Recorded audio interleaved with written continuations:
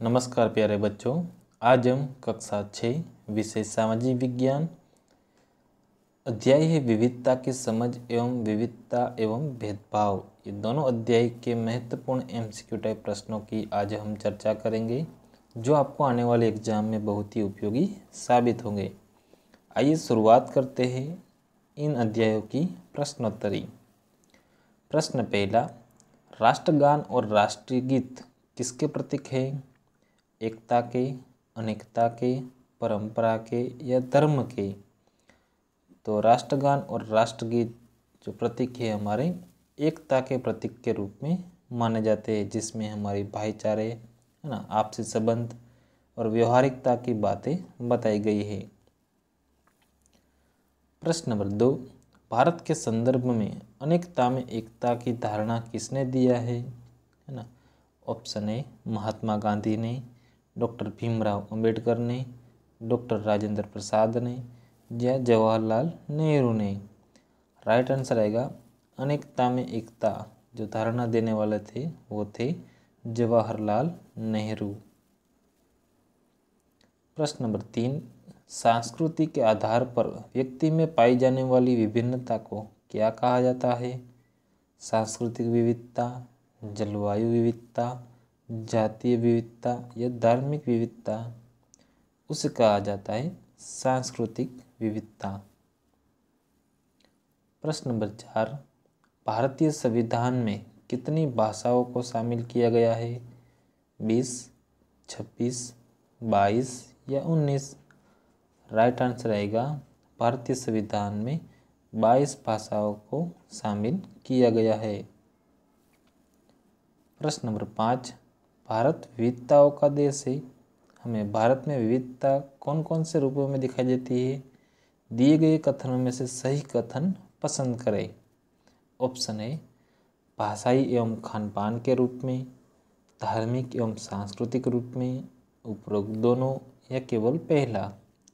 तो right answer आएगा जो हमें विविधता है भारत के अंदर वो भाषाओं में, खान पान में भी दिखने को मिलती है, धार्मिक एवं सांस्कृतिक जो परंपराएं रीति रिवाज है उसमें भी दिखने को मिलती है।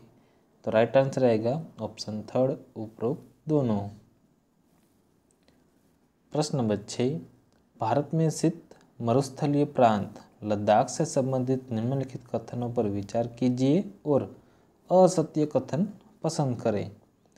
पहला कथन है, यहाँ ध्यान रखना है, यहाँ पे असत्य कथन की बात की गई है।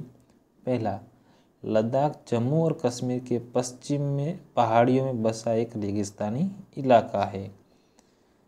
तो यहाँ पे पश्चिम की बात की गई है। दूसरा, इस क्षेत्र में बारिश बिल्कुल नहीं होती और यह केवल काफ़ी लंबे समय तक बर्फ से ढका रहता है। ये केवल वो बी सेंटेंस बिल्कुल सही है। यहाँ के लोग एक खास किस्म की बकरी पालते हैं जिसे पश्मीना ऊन मिलता है। बिल्कुल सही है। तो यहाँ पे ध्यान रखना कि पहला सेंटेंस है वो यहाँ पे कश्मीर के पश्चिमी भाग में किया गया है, तो वहाँ पे आएगा पूर्व भाग में, है ना, आया हुआ है। इसीलिए जो असत्य कथन है वो है पहला। प्रश्न नंबर 7, मुख्यतः पश्मीना कहाँ बुनी जाती है?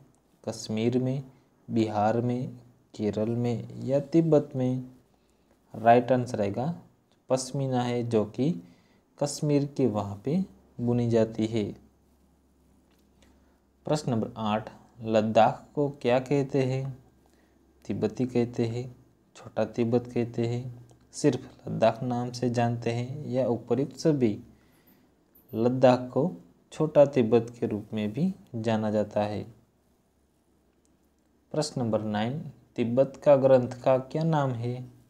केसर सागा, सागा केसर, केसर या सागा? तिब्बत के जो ग्रंथ का नाम है वो है केसर सागा। प्रश्न नंबर 10, केरल में सबसे पहले कौन आए? फारसी और अरबी, क्रिश्चियन और यहूदी, पारसी और यहूदी या अरबी और यहूदी?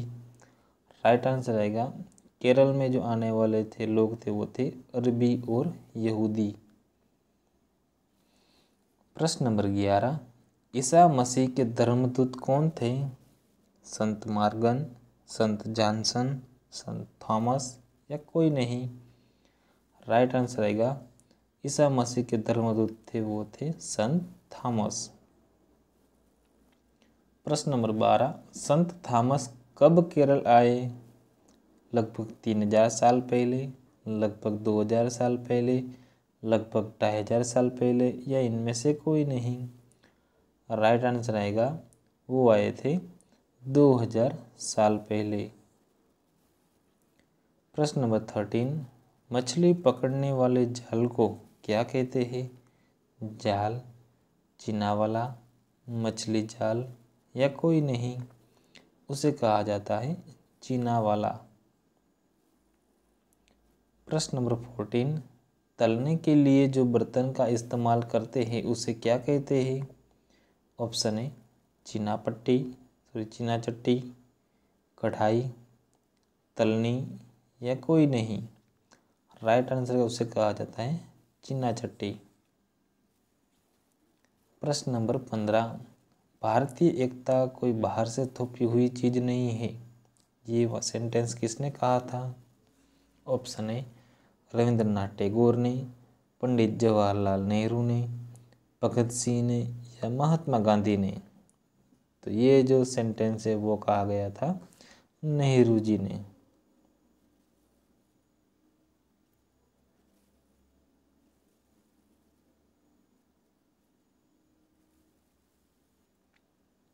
प्रश्न नंबर 16, भारत की खोज की पुस्तक किसने लिखी? गांधी जी ने, भगत सिंह ने, पंडित जवाहरलाल नेहरू ने या रविंद्रनाथ टैगोर ने? राइट आंसर आएगा वो लिखी थी पंडित जवाहरलाल नेहरू ने। प्रश्न नंबर 17, केरल की मुख्य फसलें हैं लौंग, इलायची, चावल या सभी? राइट आंसर आएगा केरल के अंदर ये तीन फसलें ली जाती है, तो ये आएगा राइट आंसर सभी। प्रश्न नंबर 18, भारत में विविधता कैसी है? धर्म के आधार पर, रहन सहन में, खान पान, भाषा तथा त्योहार में, उपरोक्त सभी? राइट आंसर आएगा भारत में सब प्रकार की विविधता देखने को मिलती है, इसलिए राइट आंसर आएगा उपरोक्त सभी। प्रश्न नंबर 19, भारत में मुख्यतः कितने प्रकार के धर्म मनाने वाले लोग रहते हैं? 8 धर्म, 6 धर्म, 7 धर्म या 5 धर्म? सही उत्तर आएगा 8 धर्म। प्रश्न नंबर 20, कौन सा कथन समानता से संबंधित नहीं है? ये अध्याय अब जो प्रश्नोत्तरी हो विविधता एवं भेदभाव के अंतर्गत शुरू हो रहा है। लड़कियों को शिक्षा से वंचित रखना, सबको अपनी पसंद का काम करने की आज़ादी होना, अस्पृश्यता को अपराध मानना या चौथा है सभी धर्मों को समान दृष्टि से देखना। तो यहाँ पे जो समानता से संबंधित कथन नहीं है वो ऑप्शन है पहला, लड़कियों को शिक्षा से वंचित रखना, ये समानता का संबंधित नहीं है।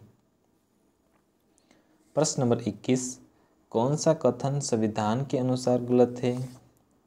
पहला कथन, अभिव्यक्ति की स्वतंत्रता सबके लिए नहीं है। दूसरा ऑप्शन, धार्मिक स्वतंत्रता सबको प्राप्त है, बिल्कुल सही। अवसर की समानता सबको प्राप्त है, बिल्कुल सही। लैंगिक समानता सभी नागरिकों को प्राप्त है, बिल्कुल सही। तो संविधान के अनुसार गलत है वो है पहला सेंटेंस।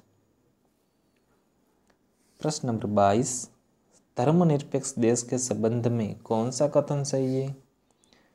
ऑप्शन है सबके लिए एक ही धर्म को अनिवार्य बनाना। दूसरा, सरकार द्वारा सभी धर्मों को बराबर मानना। तीसरा, लोगों द्वारा भेदभाव के साथ अपने धर्म का पालन करना। चौथा, किसी धर्म को राज्य धर्म को घोषित करना। राइट आंसर आएगा ऑप्शन नंबर बी, यानी कि सरकार द्वारा सभी धर्मों को बराबर मानना।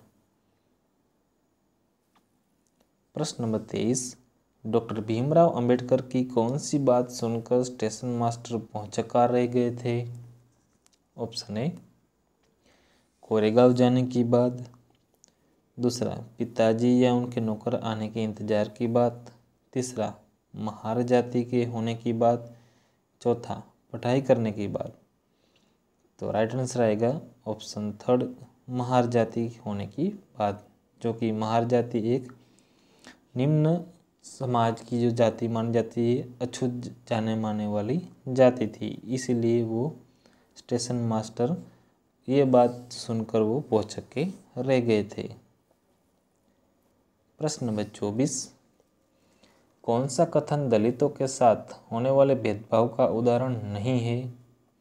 पहला, उसे मंदिर में जाने की अनुमति नहीं है, दूसरा वह गांव के सार्वजनिक कुएं से पानी नहीं ले सकता है। तो ये सभी तो क्या है, जो भेदभाव होने के वाले उदाहरण है।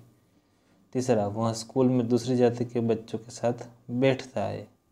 तो ये सेंटेंस कभी वहाँ पे बैठता नहीं है। उसके छुए पानी को उच्च जाति के अध्यापक नहीं पीते। तो ये तीन जो सेंटेंस है उस भाग के अंदर भेदभाव देखने को मिलते हैं, लेकिन ये जो तीसरा किया वह स्कूल में दूसरी जाति के बच्चों के साथ बैठता है, तो इस सेंटेंस के कथन के अंदर जो भेदभाव है ये वो नहीं है उदाहरण। प्रश्न नंबर 25, घर में भाई बहन है, उनके माता पिता थके हुए हैं, सभी सदस्यों के लिए चाय बनानी है, तो चाय किसे बनाना चाहिए? ऑप्शन है भाई को बनानी चाहिए, बहन को बनानी चाहिए, या भाई बहन दोनों मिलकर बनाए, या माता को बनानी चाहिए। सही उत्तर आएगा भाई बहन दोनों को मिलकर बनानी चाहिए। अगर हमें चाय नहीं आती है तो हमें सीख लेनी चाहिए। प्रश्न नंबर 26, निम्नलिखित में से कौन लड़कियों से संबंधित पूर्वाग्रह है? ऑप्शन है वे भावुक होती है, दूसरा वे शारीरिक रूप से बलवान होती है, तीसरा वे उद्यमी होती है, चौथा वे मितव्ययी होती है। जो राइट आंसर आएगा पूर्वाग्रह के रूप में कि वे भावुक होती है। प्रश्न नंबर 27, जब हम सबको एक ही छवि में बांध देते हैं या उनके बारे में पक्की धारणा बना लेते हैं तो इस अवधारणा को किस नाम से जानते हैं? पूर्वाग्रह के रूप में, रूढ़िबद्ध धारणा के रूप में, भेदभाव के रूप में, या लिंग विभेद के रूप में? तो उसे कहा जाता है रूढ़िबद्ध धारणा, है ना। किसी व्यक्ति के प्रति या काम के प्रति, धर्म के प्रति हम उसे पहले से ऐसी विचारधारा दिमाग में बना लेते हैं, उसे रूढ़िबद्ध धारणा कहा जाता है। प्रश्न नंबर 28, निम्नलिखित में से कौन सी बात शहरी लोगों से संबंधित पूर्वाग्रह नहीं है? ऑप्शन है शहरी लोग जो आलसी होते हैं, दूसरा वे केवल पैसे की चिंता करते हैं, तीसरा उन्हें आधुनिक प्रौद्योगिकी का इस्तेमाल पसंद नहीं, और चौथा है उन्हें दूसरे की सहायता करने में रुचि कम रखते हैं। तो यहाँ पे शहरी लोगों के जो संबंध में पूर्वाग्रह नहीं है वो है ऑप्शन थर्ड, कि उन्हें आधुनिक प्रौद्योगिकी का इस्तेमाल पसंद नहीं, लेकिन उनको बिल्कुल पसंद है। तो यहाँ हमारे आज के जो दोनों अध्याय है ना, विविधता की समझ एवं विविधता एवं भेदभाव, दोनों अध्याय की प्रश्नोत्तरी पूर्ण होती है। हमारे चैनल को लाइक, शेयर एवं सब्सक्राइब जरूर कीजिए। धन्यवाद।